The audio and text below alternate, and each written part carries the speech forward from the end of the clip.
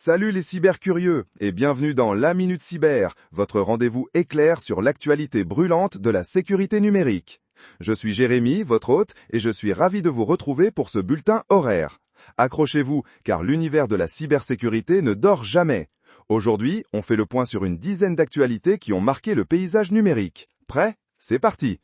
On commence avec une alerte rouge pour Qantas Airlines. La compagnie aérienne a été victime d'une fuite de données massive. Des informations sensibles de passagers ont été exposées. Ouch! Ensuite, parlons de Citrix Bleed 2. Des experts ont identifié une nouvelle vague d'exploitation. C'est un rappel brutal que les correctifs, c'est vital. Passons à une tendance inquiétante, les escroqueries à l'investissement générées par l'IA. Des deepfakes sont utilisés pour manipuler les victimes. Il faut rester hyper vigilant face à ces voix synthétiques.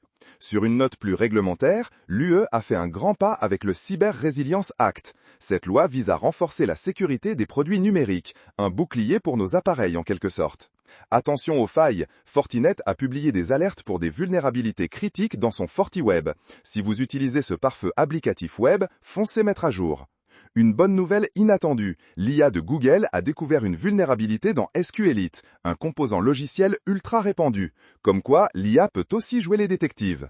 Restons dans le monde Microsoft. Des campagnes de malware ciblent désormais les utilisateurs de Teams. Méfiance donc avec les fichiers partagés, même sur des plateformes de confiance.